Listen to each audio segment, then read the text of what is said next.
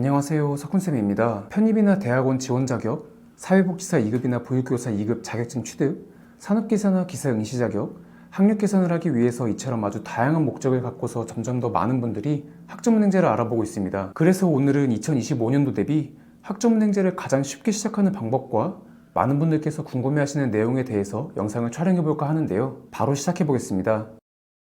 학점은행제는 대학과 다르게 학년제가 아니라 학점제로 진행되는 평생교육제도로 수업, 자격증, 독학사, 전적대 학점 같은 다양한 방식으로 학점을 채워서 일정 학점에 도달하게 되면 교육부 장관 명의의 학위를 취득할 수 있는 제도입니다. 대부분의 수업이 온라인 수업으로 진행된다는 점과 다양한 방식으로 학점을 취득할 수 있기에 단기간에 학위 취득이 가능하다는 점 때문에 많은 분들께서 다양한 목적을 갖고 이 제도를 활용하고 있으시죠.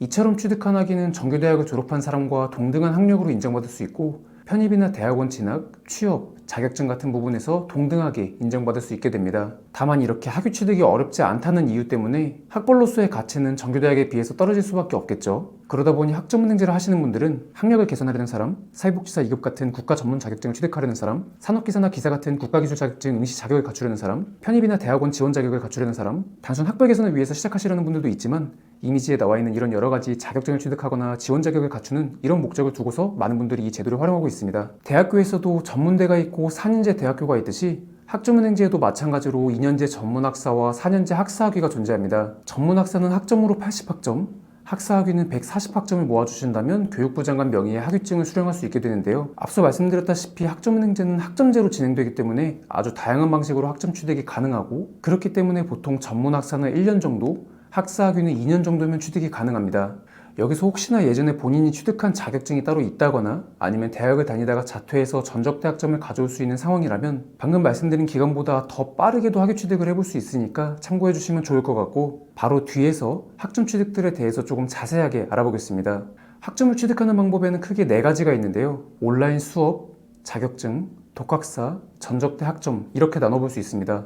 내가 어떤 전공으로 수업을 듣고 학위를 취득해야 될지 결정 내렸다면 학습 계획을 세운 다음에 자신이 원하는 방식대로 학점을 취득해 나가면 되는 건데요.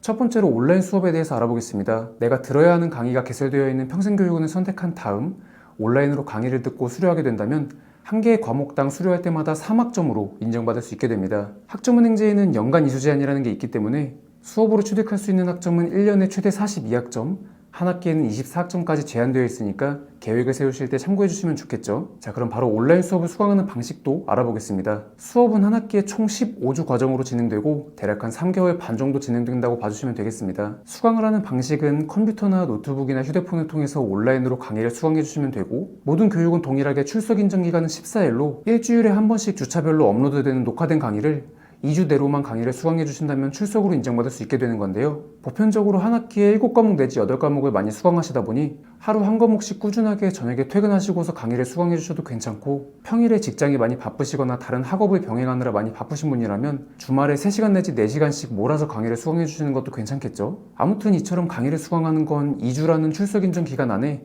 학습자가 원하는 시간대에 원하는 날짜에 자유롭게 강의를 수강해 주시면 되겠습니다. 두 번째로 학점을 많이 취득하는 수단은 자격증입니다.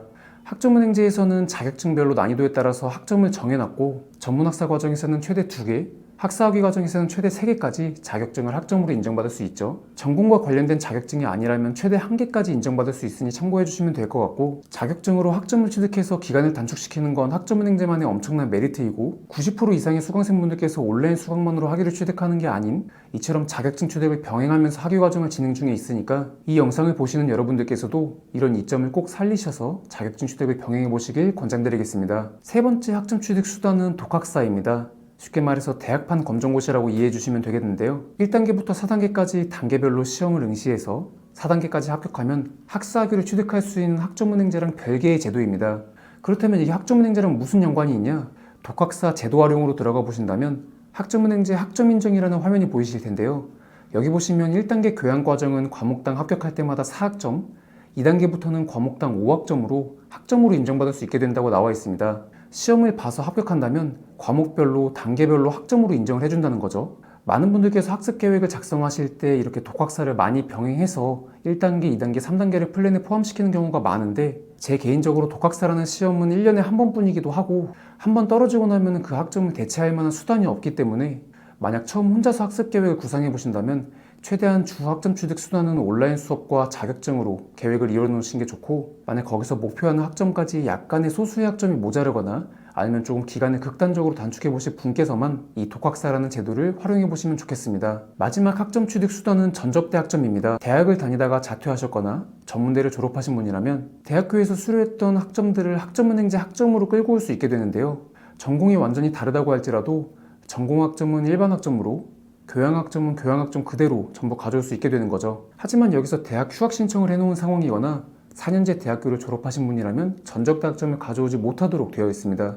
그래서 혹시나 내가 이미 대학을 졸업해서 최종 학력이 4년제 대학 졸업이지만 필요에 따라서 학점은행제를 진행하시려는 분이 계신다면 여기 나와 있는 타전공 학위과정이라는 걸 이용해 주시면 되고, 내가 취득하고자 하는 전공과 관련된 48학점만 취득한다면 타전공으로 학사학위를 취득할 수 있으니까 이 부분도 참고해 주시면 좋을 것 같습니다. 자, 다음은 네이버에 학점은행제라고 검색했을 때 나오는 국가평생교육진흥원 홈페이지에서 해주셔야 하는 행정 절차에 대해서 알아볼 건데요. 이건 학점은행제를 하시려는 분이라면 한 분도 빠짐없이 진행해 주셔야 합니다. 바로 학습자 등록부터 학점인증 신청, 그리고 마지막 학위 신청까지. 쉽게 말해서 국가평생교육진흥원이라는 홈페이지에선 온라인으로 수업을 신청하고 듣는 기관이 아니고, 내가 어떤 전공으로 공부해서 학위를 취득할 예정이고 내가 어디서 어떻게 수업을 들어서 학점을 취득해 왔습니다 라는 걸 등록하는 행정 절차 기관이라고 봐주시면 되는 거죠. 이런 행정 절차는 아무 때나 할 수 있는 건 아니고 1, 4, 7, 10월 이렇게 분기별로 신청 가능하고, 많은 분들께서 학습자 등록을 하고 나서 그 이후부터 온라인 수강이 가능하다고 생각하시는 분들이 계신데,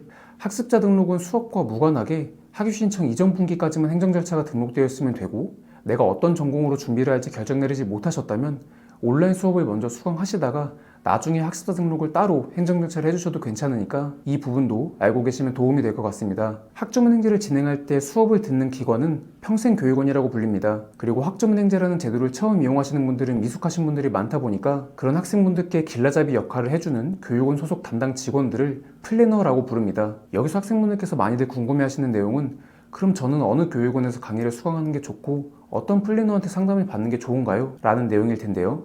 아무래도 인터넷에 학점은행제에 대해서 검색을 해본다면 너무나 많은 홍보성과 광고성이 있는 글만 접하게 되다 보니 헷갈리실 수밖에 없으실 겁니다. 첫 번째로 플래너라는 사람은 각각의 교육원에 소속되어 있는 직원으로 학생분과 상담을 진행하면서 어떤 과정으로 학점은행제를 진행하는 게 효율적일지 학습에 대한 계획을 세워주고, 각각 수업 일정에 따른 참고 문헌 제공과 노하우 제공, 쉽게 말해서 수업을 비교적 쉽게 수료할 수 있도록 옆에서 코칭을 해주는 사람이라고 보시면 되겠습니다. 학점은행제를 처음 알아보시는 분이라면 제도에 대한 이해가 완벽하지 않은 게 당연하기 때문에 보통 플래너분들한테 상담을 받고 수업을 신청하게 되죠. 하지만 여기서 플래너라는 사람은 필수가 아닌 선택입니다. 내가 제도에 대해서 어느 정도 이해가 충분하고 내가 혼자서 공부할 시간을 어느 정도 가질 수 있다 보니 따로 참고 문헌이나 노하우를 제공받지 않아도 충분히 수료할 수 있는 상황이라면 혼자서 이 학점은행제 수업을 진행해도 전혀 문제될 게 없는 제도입니다.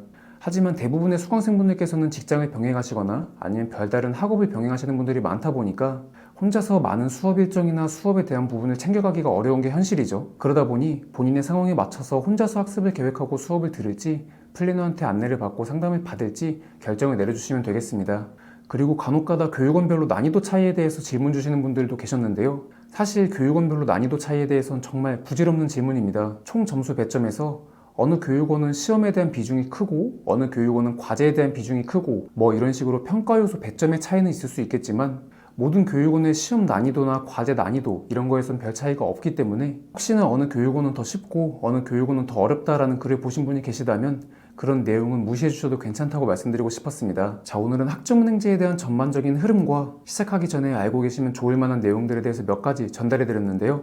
이번 영상에서 말씀드린 내용을 어느 정도 이해하셨더라면 이 제도를 아무것도 모르는 상황에서 시작하시는 것보단 훨씬 쉽게 시작하실 수 있으실 거라고 생각합니다. 영상 내용과 관련해서 추가적으로 궁금하신 점이 있으시거나 내가 목적이 따로 있어서 학점은행제를 진행해야 되는데 이 수업을 어떻게 시작해야 되는지 이런 안내나 상담이 필요하신 분이라면 위에 나와 있는 카카오톡 아이디를 통해서 저에게 질문사항이나 안내받고자 하시는 과정에 대해서 남겨주신다면 제가 직접 확인해서 답변 도와드릴 수 있도록 하겠습니다. 감사합니다. 저는 다음 영상에서도 학점은행제와 관련된 유익한 영상으로 찾아뵐 수 있도록 하겠습니다.